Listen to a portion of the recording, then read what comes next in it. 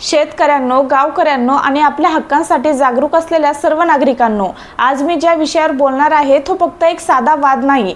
हा प्रश्न आहे पाण्याचा. आणि पाणी म्हणजे जीवन. ज्याच्या हातात पाणी त्याच्या हातात शेती, उत्पन्न आणि कुटुंबाचं भविष्य असतं.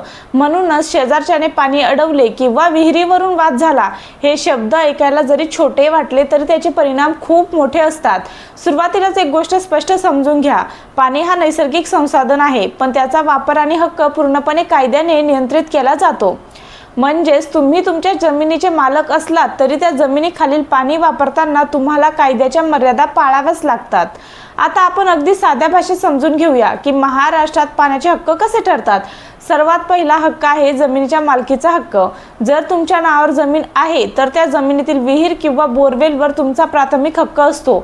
पण हा पूर्ण हक्क नाही, कारण तुम्ही पाण्याचा असा वापर करू शकत नाही की ज्यामुळे शेजारच्याचे नुकसान होईल. आता दुसरा महत्त्वाचा मुद्दा बघा, नैसर्गिक पाण्याचा प्रवाह.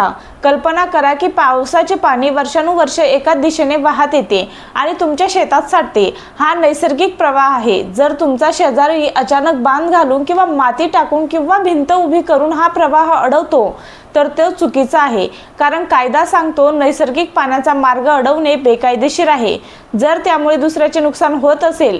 आता तिसरे बघा, खूप महत्त्वाचा हक्क आहे वापराचा हक्क. अनेक गावांमध्ये अशी परिस्थिती असते की एकाच विहिरीतून 2 ते 3 शेतकरी पाणी घेतात किंवा एखाद्या जमिनीवरून पाण्याचा मार्ग दुसऱ्या जमिनीकडे जातो. हे सगळं वर्षानुवर्ष चालू असतं. जर हा वापर सतत, उघडपणे आणि कोणत्याही विरोधाशिवाय 20 वर्षांपेक्षा जास्त काळ चालू असेल तर तो कायदेशीर हक्क बनतो. यालाच आपण असेसमेंट राईट म्हणतो. याचा अर्थ असा की शेजारी अचानक तुम्हाला पाणी बंद करू शकत नाही.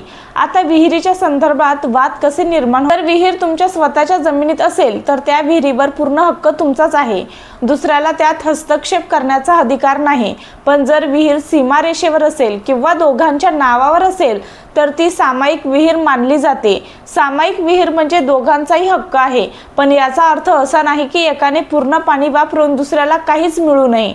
वापर न्याय असला पाहिजे, म्हणजेच वेळ, प्रमाण आणि गरज यानुसार वाटप. खूप वेळा काय होतं, एक शेतकरी मोठी मोटार लावतो आणि जास्त पाणी खेचतो आणि दुसऱ्याला पाणी मिळत नाही. यामुळे वाद होतो. अशा वेळी कायदा स्पष्ट सांगतो एकतर्फी जास्त वापर हा चुकीचा आहे. आता बोरवेलचा मुद्दा समजून घ्या. आजकाल जवळपास प्रत्येक शेतात बोरवेल आहे, कारण ती खोलवर पाणी देते. पण इथेच मोठी समस्या सुरू होते. जर एखाद्याने खूप खोल बोरवेल काढली आणि मोठ्या क्षमतेची मोटार वापरली तर तो जमिनीखालचं पाणी वेगाने संपवतो. यामुळे आसपासच्या विहिरी कोरड्या पडतात. आता प्रश्न येतो, हे कायदेशीर आहे का? तर उत्तर आहे, मर्यादित असेल तर हो, पण जास्त झालं तर नाही. कायद्याचा एक मूलभूत नियम आहे, रिस्पॉन्सिबल यूज, म्हणजेच योग्य मर्यादित वापर करणे. जर तुमच्या वापरामुळे शेजारच्याचं नुकसान होत असेल तर तुम्ही चुकीचे आहात. आता सर्वात महत्त्वाचा भाग, वाद झाल्यावर काय करायचं. बहुतेक लोक भावनेत येऊन भांडण करतात, शिवीगाळ करतात, मारामारी करतात, पोलीस केस वगैरे. पण याने प्रश्न सुटत नाही, उलट परिस्थिती बिघडते. योग्य मार्ग काय आहे? पहिला टप्पा, शक्य असेल तर समोरच्या व्यक्तीशी चर्चा करा. कधी कधी गैरसमजामुळे वाद होतो. दुसरा टप्पा, गाव पातळीवर तोडगा. सरपंच, ग्रामसेवक, तलाठी यांच्याकडे जा, त्यांच्या मार्फत समेट होऊ शकतो. तिसरा टप्पा म्हणजे लेखी तक्रार. तलाठी किंवा तहसीलदार यांच्याकडे अर्ज करा. अर्जात स्पष्ट लिहा तुमची जमीन, पाण्याचा स्रोत, शेजारच्याने केलेला अडथळा आणि तुमचं नुकसान. आता चौथा टप्पा, पंचनामा. अधिकारी जागेवर येऊन तपास करतात आणि अहवाल तयार करतात. हा अहवाल कोर्टात खूप महत्त्वाचा ठरतो. आता पाचवा टप्पा, आदेश. तहसीलदार अडथळा काढण्याचा आदेश देऊ शकतो किंवा पाणी वापरावर मर्यादा घालू शकतो. जर समोरचा आदेश पाळत नसेल तर पुढचा मार्ग आहे न्यायालय. सिव्हिल कोर्टात तुम्ही 3 गोष्टी मागू शकतात.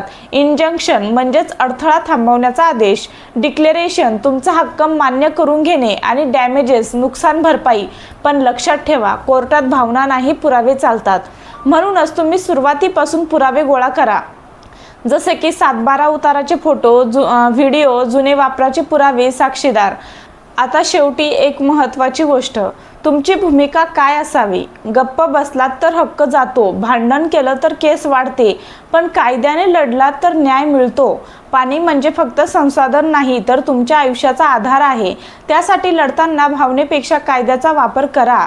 लक्षात ठेवा, तुम्ही तुमचे हक्क ओळखले तर कुणीही ते हिरावून घेऊ शकत नाही, पण तुम्हाला कायदा माहीत नसेल तर तुमच्याच जमिनीवर तुम्ही कमकुवत ठरता. म्हणूनच जागरूक व्हा, माहिती घ्या आणि योग्य वेळी योग्य पावलं उचला. धन्यवाद.